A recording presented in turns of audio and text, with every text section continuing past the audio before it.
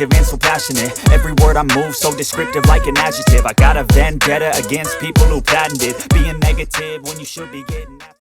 Hello दोस्तों, आज की इस वीडियो में मैं आपको रिव्यू देने वाला हूं HRX कार्बनिक रनिंग शूज़ का।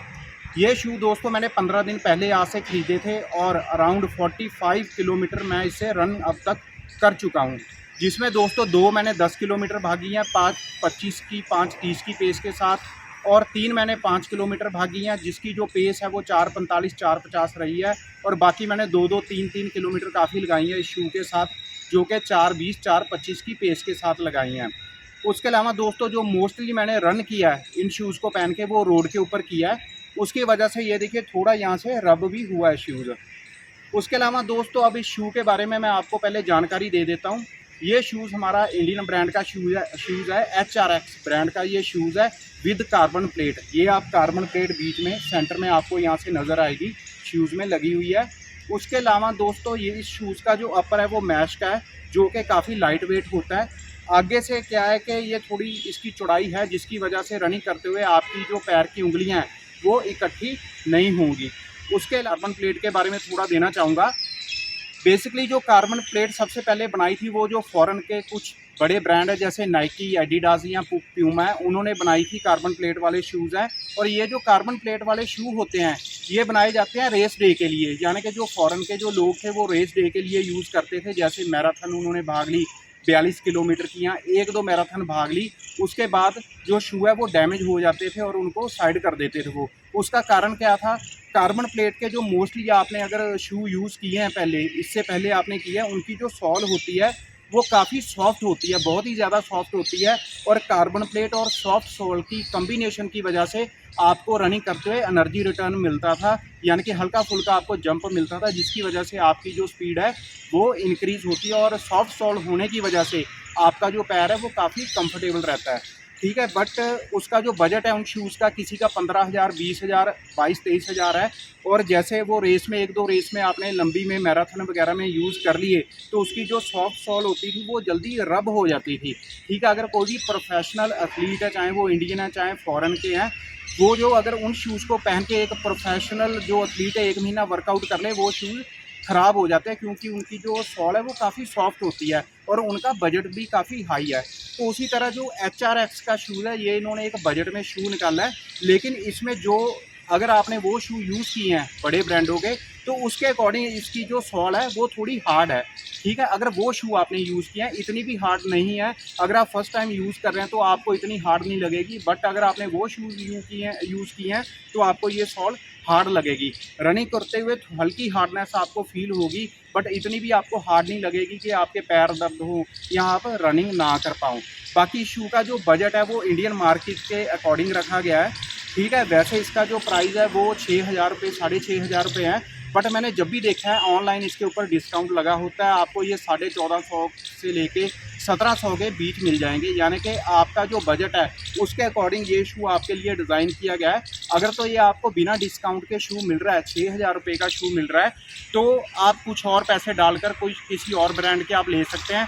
बट अगर आपको ये शू डिस्काउंट में 1400 1700 1600 तक का मिल रहा है तो आप ये शू ले सकते हैं आराम से, ये आपके बजट के अकॉर्डिंग सेट बैठेगा। तो दोस्तों इससे जो मैंने अब तक रनिंग की है तो मेरे अकॉर्डिंग ये ठीक रहा है। मुझे काफ़ी कमेंट इसके ऊपर आए हैं जैसे 1600 मीटर के लिए सही है या नहीं है। तो जिस तरह से दोस्तों मैंने फास्ट 3 किलोमीटर की है 4:20 4:15 की पेस के साथ, ये शू की आप हालत देख सकते हैं, मतलब कि इतना भी ये रब नहीं हुआ है, नीचे से थोड़ा साइड से हुआ है, क्योंकि वो भी मैं जैसे रोड के ऊपर मैं रनिंग करता हूँ लॉन्ग, तो उसकी वजह से थोड़ा रब हुआ है। 1600 मीटर में अगर आप ये यूज़ करते हैं रेस डे वाले दिन तो ये आपके लिए बेस्ट बैठेगा, ठीक है। इसका जो वेट अगर मैं बताना चाहूँगा, मेरे पास जो वेट आया 326 ग्राम मेरे पास वेट आया था इसका, जो थोड़ा हल्का ज़्यादा है। अगर आपने बड़े ब्रांड के या बहुत ज़्यादा लाइट वेट शू यूज़ किए हैं तो आपको ये हल्का हैवी लगेगा। अगर फर्स्ट टाइम आप यूज़ कर रहे हैं, ठीक है, तो आपको ये इतना हैवी नहीं लगेगा।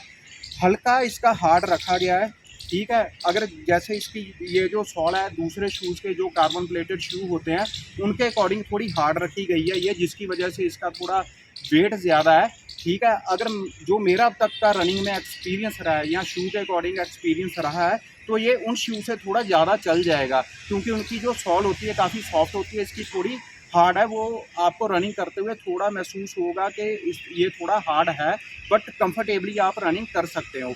जो इसका अपर है दोस्तों मैश का बना हुआ है।